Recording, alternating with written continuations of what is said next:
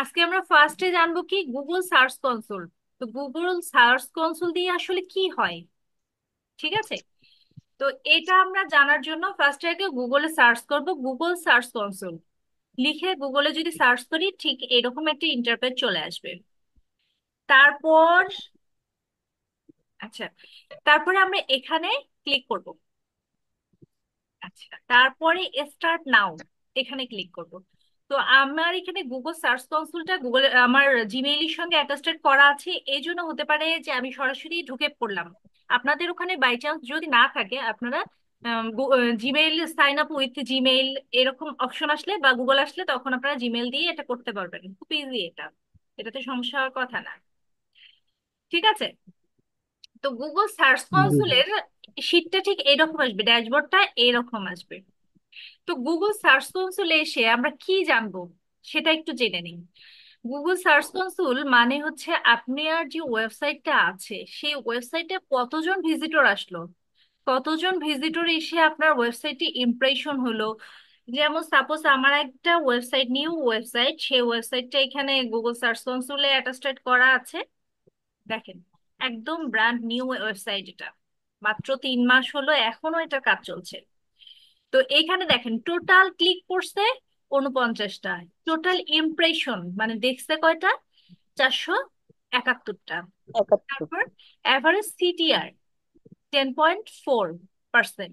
তো এইখান থেকে মূলত আমরা জানতে পারবো যে কতজন ভিজিটর আমার এখানে আসছে, সেই ভিজিটর আবার কোন কান্ট্রি থেকে আসছে, এখানে আমরা সেই কান্ট্রিগুলো দেখতে পারবো। তারপরে আমরা এখান থেকে জানতে পারবো যে আমাদের পেজ গুলো ইন্ডেক্স হয়েছে কিনা, অর্থাৎ গুগলের পেটের মধ্যে জমা দিতে পারছি কিনা। ঠিক আছে, এবং কোন কোন কিওয়ার্ডের মাধ্যমে কোন ক্লিক গুলো আসছে আমরা সেটাও জানতে পারবো। অনেক মজার ব্যাপার এটা। তো আমাদের দেখেন এই যে এখানে দেখেন এসইও বসেসের পেজ গুলো ইন্ডেক্স হয়ে গেছে, সেটা আমার এখানে শো করছে। এই যে পেজেসে আমি যদি ক্লিক করি, দেখেন এটা ইন্ডেক্স হয়ে গেছে, সবগুলো পেজ আমার ইন্ডেক্স হয়ে গেছে, সেই ইন্ডেক্সের এটা দেখাচ্ছে। তারপরে দেখেন এখানে ওভারভিউ, ফার্স্টে ওভারভিউ মানে একটু আমরা দেখবো এখানে যে ওয়েবসাইটটা আমি গুগল সার্চ কনসোলে অ্যাটাস্টেড করে দিছি সেটার ওভারভিউ এখানে শো করছে, যে ইন্ডেক্সে তোমার 23টা পেজে ইন্ডেক্স হয়ে গেছে। আচ্ছা, তারপরে এক্সপেরিয়েন্স, এখান থেকে মোটামুটি আমরা অনেক কিছু জানতে পারবো, কিন্তু এইচটিটিপিএস আপনাদেরকে বলেছিলাম না, এখান থেকে আমরা সব ভিউ জানতে পারবো। তারপর পারফরমেন্স, ওয়েবসাইটটার পারফরমেন্স কেমন হচ্ছে আমরা এখান থেকে জানতে পারবো।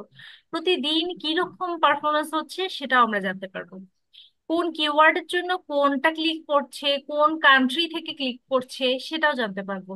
যেমন বাংলাদেশ থেকে এটা আসছে, ইউনাইটেড থেকে এটা আসছে, 120টা ইমপ্রেশন, 40টা ইমপ্রেশন আসছে। তো ইউনাইটেড স্টেট থেকে হচ্ছে 140-এ বেশি ইমপ্রেশন আসছে, বাংলাদেশ থেকে 125টা আসছে। অর্থাৎ আমরা জানতে পারবো মোট কথা এখান থেকে সবটা।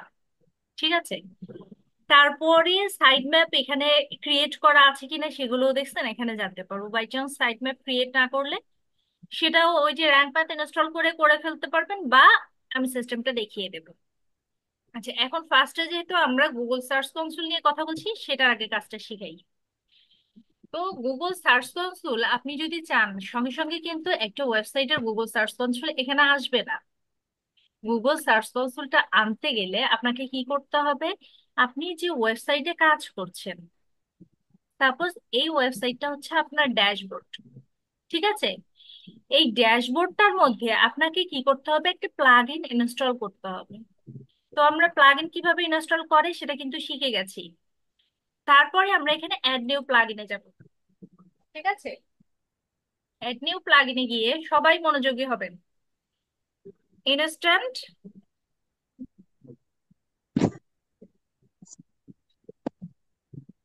ও সরি, ইনসার্ট, হ্যাঁ হ্যাঁ, ইনসার্ট, এসইআরটি, হ্যাঁ ইনসার্টই তো। ইনসার্ট হেডার এন্ড ফুটার নামে একটা অপশন আসবে। ইনসার্ট হেডার,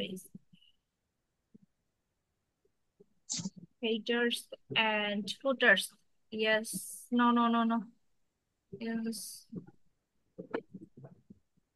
ওই গেল রে বাবা। এই যে ইনসার্ট হেডার্স এন্ড ফুটার্স, এই যে এই প্লাগইনটা আসবে, তো আমাদের কি কাজ করতে হবে? এই প্লাগইনটা ইনস্টল করতে হবে। তো এখানে ইনস্টল নাও এ আমরা ক্লিক করব। ইনস্টল নাও এ ক্লিক করার পর এটাকে অ্যাক্টিভ করে দেব।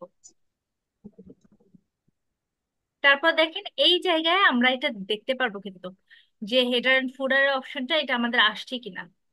ঠিক আছে, এই যে সেটিংস এ আমরা যদি এখানে ক্লিক করি, দেখেন এই জায়গায় ডাব্লিউপি হেডার্স এন্ড ফুটার্স আসছে।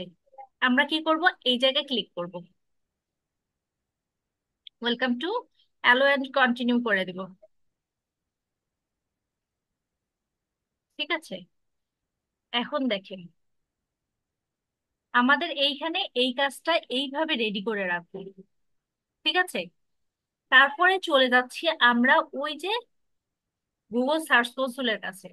ঠিক আছে, গুগল সার্চ কনসোলের কাছে এসে আমরা কি করব? যে ওয়েবসাইটটা আমাদের ছিল, ওয়েবসাইটটার ইউআরএলটা আমরা কপি করে নিয়ে আসব।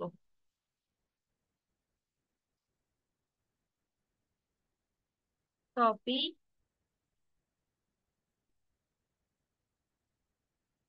পেস্ট, অ্যাড নিউ প্রপার্টি আসবে। আপনি লিঙ্কটা কপি যখন করে পেস্ট করে দিবেন এইরকম আসবে। তারপরে এখানে ডোমেন আসবে। তো আপনার ইউআরএলও দিতে পারেন, ডোমেনও দিতে পারেন, বাট আচ্ছা এটা আগে পেস্ট করে দেখি। না, আমাদের ইউআরএলটা পেস্ট করাটাই বেটার হয়। এই যে কন্টিনিউ চলে আসছে। তো আপনারা ইউআরএলটাই মানে পেস্ট করে দিবেন, তারপরে এটা কন্টিনিউ করে দিবেন। কন্টিনিউ করে দেওয়ার পর দেখেন এখানে ভেরিফাই একটা কোড আসবে। এই যে ঠিক এইরকম আসবে। তো আপনারা HTML ট্যাগ এইটাতে ক্লিক করবেন। ক্লিক করার পর কোনো কিছু না করে জাস্ট শুধু এখান থেকে কপিটা করে নেবেন। কপি করার পর আপনারা আবার ওখানে চলে আসবেন।